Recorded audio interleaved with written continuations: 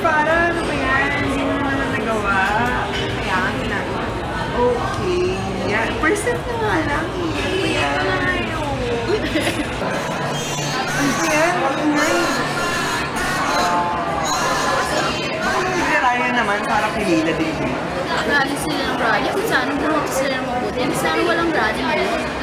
Alam mo, okay. Kasi ganyan yung sa barangay namin. Parang ang daming gulo. Tapos magre-reklamo sa mga barangay. Ano ba yan? Dapat kasi inaalam nila kung sino man na dapat iboto. Hindi yung boto na ng boto. Diba? Tapos magre-reklamo sila sa inyo. At dahil dyan, aalamin natin kung alam ba ng mga hinalal na barangay captain ang kanilang mga tungkulin. The X-Files! Boom! X-Files Audio Interview. Pangalan? Ako si Domiador Miguel. Kailan po kayo hiniral na maging barangay captain? Noong 2007 hanggang 2010. Ano po ang rason kaya tumakbo kayo para maging isang opisyalis? Tumakbo ako upang mabago ang panuntunan ng mga tao tungkol sa pangkabuhayan at kanilang pagpapaunlad sa kanilang buhay.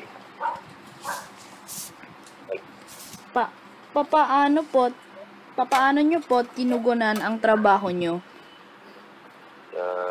Dahil nakapokus ako sa pangkabuhayan ay ako'y gumawa ng maraming mga skill programa tungkol sa pag-unlad ng kanilang kakayanan, skill training, mga seminar tungkol sa pangkabuhayan. Sa inyo pong termino bilang barangay captain, ano po ang mga proyektong nagawa nyo? Dahil nga ako'y nag-establish ng mga pang-agrikultura ang kaalaman tungkol sa organikong paghahalaman, pag-aalaga ng mga hayop,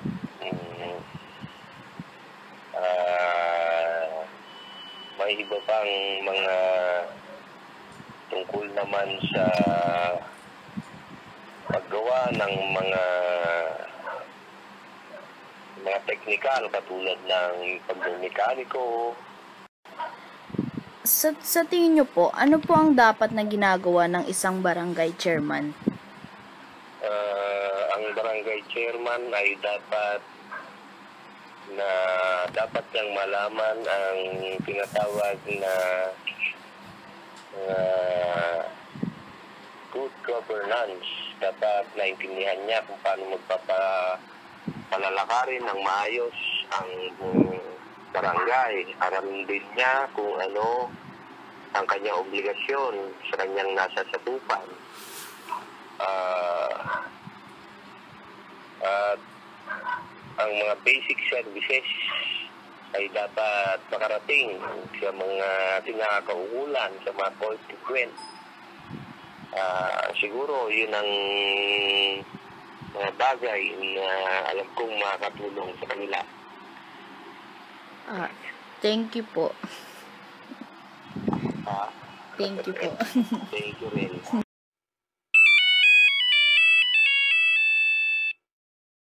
Ngayon, aalamin natin kung ano ba sa tingin ng mga botante ang dapat ginagawa ng isang barangay captain. Ambush interview number 1. Alam mo ba kung anong dapat ginagawa ng isang barangay captain? Personally, I really don't know. As long as I have like tissue and like I can eat potatoes, oh my god. Siya ang isang ehemplo na dapat hindi natin gayahin sa pagboto.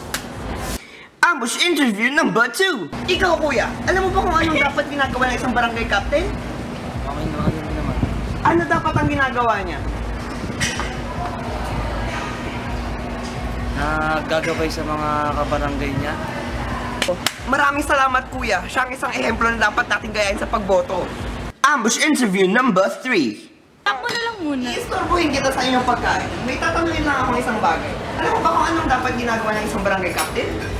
Dapat aware sila sa mga pangyayari sa kanilang barangay. Saka dapat yung mga pera na collect nila, dapat ginagamit talaga nila sa mga barangay projects at hindi nila binabusin. Isang huwarang butante. Maraming salamat kuya sa inyong isang magandang sagot. Ambush interview number 4. Kuya, alam mo ba dapat ang ginagawa ng isang barangay captain?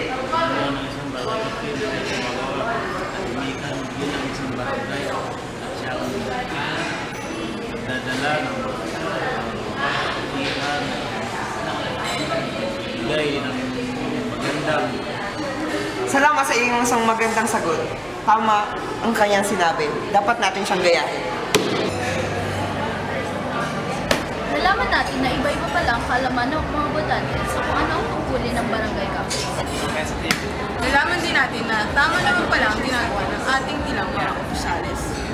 Kaya nga lang, may mga iblang barangay captain na talaga na hindi alam kung anong kanilang ginagawa at ang mga botante na hindi maingat sa pagboto. Yun ang kailangan nating iwasan. Dito na nagtatapos ang The X-Files!